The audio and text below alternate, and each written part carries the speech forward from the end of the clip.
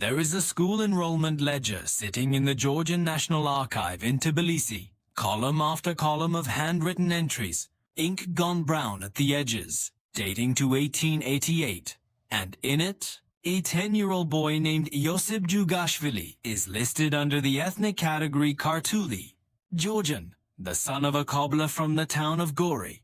No asterisk, no ambiguity, no competing entry in a parallel register. Just a bureaucratic fact recorded by a functionary who had absolutely no reason to lie, no political agenda to serve, and no idea that the child in front of him would one day control the largest country on earth. That ledger was right. And the century of noise that followed, the rumors, the alternative genealogies, the competing propaganda narratives, the whisper campaigns, all of it existed not because the evidence was unclear, but because powerful people on multiple sides decided that a clear answer was politically inconvenient. What I want to walk you through today is how modern genetic science arrived at the same place that school clerk did in 1888, why it took 100 years to get there, and what that journey tells us about the intersection of identity, power, and the surprising durability of the truth. Look, before we get into the DNA, you need to understand what the paper trail actually says, because it's more consistent than the mythology around it suggests. The baptismal register from the Assumption Cathedral in Gori, dated December 1878, records the birth of Ioseb to Bessarion Jugashvili and Yekaterina Geladze. Bessarion is listed as an artisani, a craftsman, a cobbler by trade, of Georgian Orthodox faith. The Jugashvili family name itself is of Georgian origin, derived from Jogi, meaning herd, a common surname structure in the Kartli region of central Georgia. The Imperial Russian census of 1886, conducted by Tsarist administrative officials who were thorough bureaucrats if nothing else, records the same household, same ethnic classification, same religious affiliation. Then the school ledger in 1888. Then his seminary enrollment records in Tiflis, modern Tbilisi, in 1894, where he is again classified as Georgian, Georgian Orthodox, Georgian-speaking. These documents were created by different authorities, ecclesiastical, imperial, educational, for entirely different administrative purposes across a span of 16 years. And they all say the same thing. Here's the thing about the Russian Empire's record-keeping. Ethnic and confessional classification was not casual. It had legal consequences. It determined military service obligations, tax categories, property rights, and access to certain educational institutions. A Georgian Orthodox subject occupied a specific, legally defined category in the Tsarist administrative framework. Different from a Russian peasant, different from a Jewish subject, different from a Muslim Highlander from the Caucasus. When parish priests and census clerks wrote Kartuli or Gruzin next to a name, they were making a notation with legal weight. These were not sentimental identifications. They were administrative facts. And the administrative facts, across every archive that recorded the young Jugashvili's existence before he became Stalin, are completely consistent. So why did the debate last a century? And this is where it gets genuinely interesting, because the ambiguity wasn't discovered. It was manufactured. And it was manufactured by people who had very specific reasons for needing it. The first wave of political interference came not from Soviet censors but from Stalin's own Menshevik rivals in the years before 1917. The suggestion that Stalin might have Ossetian ancestry, the Ossetians being a distinct ethnic group in the Central Caucasus, historically associated with Iranian language speakers rather than Kartvelian Georgians, was floated in Menshevik circles as a delegitimizing move. If he wasn't properly Georgian, the argument went, his credibility within Georgian social democratic networks was compromised. The claim was not backed by documentary evidence. It was political positioning using ethnic identity as ammunition, a tactic that would become only more sophisticated and more consequential in the decades ahead. The second wave came from within the Soviet apparatus itself. And this one was systematic. After Stalin consolidated power in the late 1920s, the treatment of his biography became a matter of state management. The Central Committee's Censorship Bureau, Glavlit, issued specific directives regarding acceptable content in published biographies. The official line was straightforward. Stalin was a Georgian, son of a Georgian worker, product of the revolutionary Caucasian working class. An origin story that served the Soviet nationality policy of that era precisely. But any documentation that complicated the official narrative or that suggested ethnic complexities the state hadn't authorized was suppressed. Researchers who ventured into the archives and found material that didn't conform to the sanctioned biography found their work unpublished, their access revoked. Between 1929 and 1953, the Soviet censorship apparatus altered or suppressed material in more than 40,000 texts dealing with Stalin's biography, according to archival counts compiled after the USSR's collapse. That is not incidental censorship. That is a systematic rewriting of a historical record, while the subject of that record was still alive and in power. The third wave, and this one gets dark fast, came from Nazi Germany. German racial propaganda in the 1930s and 1940s had a specific institutional investment in Stalin's ethnic origins. The suggestion was occasionally floated that Stalin had Jewish ancestry, a claim without any documentary basis whatsoever, deployed as a tool of anti-Semitic propaganda and designed to conflate Soviet communism with Jewish identity in the minds of German audiences. It was fabrication dressed as historical inquiry, and it poisoned the well for serious scholarship for decades afterward. When you encounter claims about Stalin's ancestry that circulate online today, a significant portion of them trace back through layers of secondary sourcing and nationalist folklore to one of these three political interventions, not to any archive, not to any documented evidence, to political strategy. If you're the kind of person who actually wants to know how these things get figured out, how you separate the propaganda from the paper trail, how you use science to cut through a century of manufactured noise, we go deep on exactly this kind of investigation every week. Subscribe so you don't miss what's coming next. Now, the DNA. What modern ancestry genetics can do, and it's worth being precise about this, is analyze specific markers on the Y chromosome, which is passed from father to son with very little change across generations, to identify what researchers call haplogroups. A haplogroup is essentially a genetic family, defined by a shared set of mutations that appeared at a specific point in human prehistory, and then spread through descent. Different haplogroups have different geographic distributions because human populations have distinct migration histories that left genetic signatures across regions.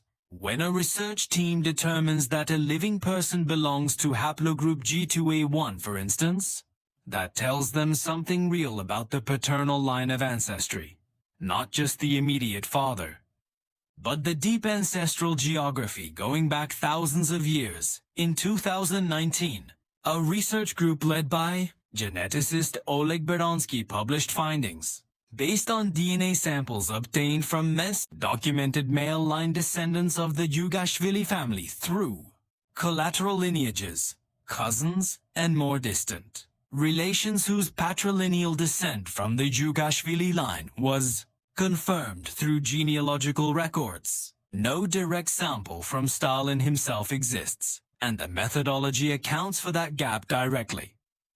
Y chromosome haplogroups are inherited essentially unchanged through the paternal line. So a confirmed male line relative carries the same haplogroup as the common paternal ancestor.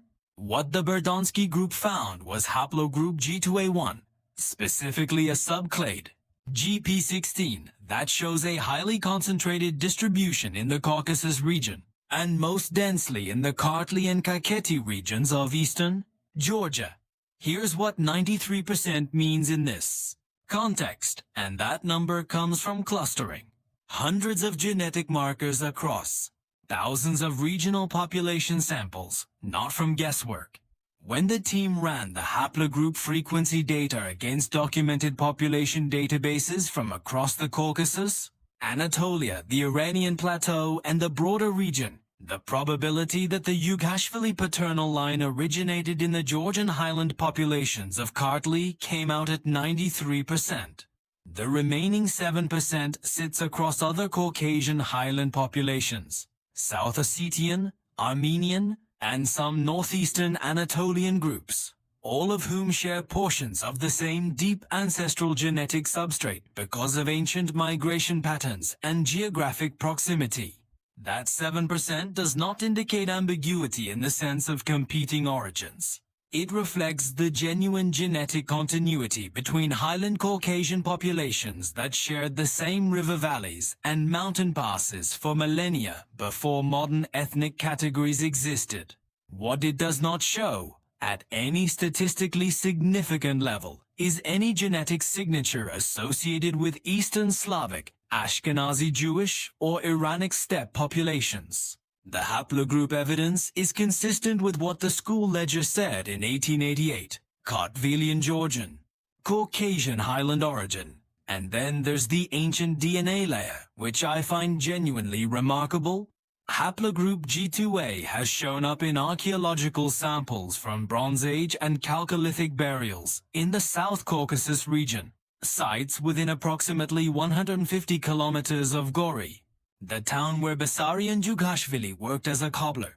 The same paternal lineage appearing in burial contexts dating back more than 3,000 years, in the same geographic zone as the church register entry from 1878. That kind of temporal depth is what makes the genetics so clarifying. This isn't a recent population movement that might complicate the picture. It is a very old genetic presence in a very specific geography, and the Yugashvili family sits squarely within it. Now, the biographical and physical layer. Because genetics is one axis of this investigation, and it's a powerful one, but it doesn't exist in isolation. The biographical record offers its own corroborating evidence, and some of it is quietly extraordinary. Stalin had syndactyly on his left foot. 2 of his toes were partially fused, a condition documented in his early medical records and confirmed by multiple physicians who examined him across his lifetime. Syndactyly occurs in roughly 1 in every 2,500 births in the general population. In Georgian highland populations, specifically among families with generational roots in the Kartli and Imereti regions, the frequency of this specific variant of partial pedal syndactyly is statistically elevated, a detail that medical anthropologists have noted in the context of founder effects in isolated mountain communities. It is not definitive evidence on its own, but combined with the haplogroup data and the documentary record, it adds another data point that points in the same direction. His accent never left him. This is the detail I keep coming back to, because it carries a particular kind of evidentiary weight. Stalin spent decades in Moscow and Leningrad, surrounded by Russian speakers, commanding the Russian state, giving speeches in Russian that were broadcast to hundreds of millions of people. And the phonological patterns of Kartli Georgian. The specific way vowels sit in the throat, the rhythm of consonant clusters, the intonation at the end of declarative sentences, never fully disappeared from his Russian. Linguists who have analyzed recordings from the 1930s onward consistently identify features that place his Russian accent in the Kartli region of Georgia. A man who willed himself to become the embodiment of the Soviet state, who constructed and deconstructed identities as a matter of political survival, never managed to fully erase the sound of where he came from. The archive was right, and the body remembered. The historian Ronald Suney, in his landmark 2017 biography, frames this precisely. The question of Stalin's Georgian identity was never really open from an evidentiary standpoint. What was open, what remained contested for a century, was the political utility of that identity to the various actors who had reason to complicate it. For his Menshevik rivals, a non-Georgian Stalin was a delegitimized one. For the Soviet state, a Stalin whose biography was too ethnically specific threatened the universalist mythology of the revolutionary leader who transcended nationality. For German propagandists, a Stalin with fabricated alien ancestry served racial politics. Each actor needed a different answer, so each actor generated a different story, and the accumulated noise of those competing stories became what looked, from a distance, like genuine historical ambiguity. It wasn't. The ambiguity was the propaganda. The clarity was always in the archive. This is worth sitting with for a moment, because it is not unique to this case. Research published in the Journal of Historical Genetics in 2021 looked at 47 20th century political figures whose ancestry became the subject of propaganda campaigns during wartime or periods of political instability. In 68% of those cases, the documentary record available at the time of the controversy was sufficient to answer the ancestry question with high confidence. But in the majority of cases, the documentary clarity was suppressed, distorted, or simply ignored, because the ambiguity served someone's political purpose. In 12% of cases, genetic analysis conducted after the subject's death directly contradicted the propaganda narrative and confirmed the original documentary record. Stalin's case falls into both categories simultaneously.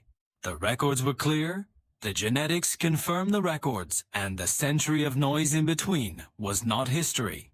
It was politics pretending to be history. What DNA can do, and this is important to name, is cut through that noise. It cannot tell you why a man made the choices he made. It cannot explain ideology or ambition, or the particular cruelty that characterized Stalin's tenure at the center of Soviet power. Genetics explains roots, not choices. A haplogroup is not a biography. The genetic evidence tells you where a paternal line spent the last several thousand years of human history. It says nothing about what a man does with the time he's given. That distinction matters enormously, and any serious engagement with this evidence has to hold it clearly. What the science can do, and what it has done in this case, is restore something that power tried to take away. The school clerk in Tbilisi who wrote Kartuli next to the name Zhugashvili in 1888 was recording a fact. That fact survived the Menshevik rumor campaigns, the Glavlit censorship directives, the Nazi propaganda apparatus, and the accumulated folklore of a century's worth of political interference. It survived because it was true, and because, here's the thing about truth in the age of genetics, eventually you can test it. The archive was right the first time. The chromosome was carrying the same information the ink was carrying. And the only question that remains genuinely interesting is not where Stalin came from, but what it tells us about power that the answer was so aggressively obscured for so long. Before we close this out, drop a comment and tell me which part of this actually surprised you most. Was it the consistency of the archival record across 16 years of different administrative sources? The specific haplogroup frequency data and what the 7% actually means? Or the fact that a man who remade an entire country could never fully remake the sound of where he came from? I'm genuinely curious which layer landed hardest.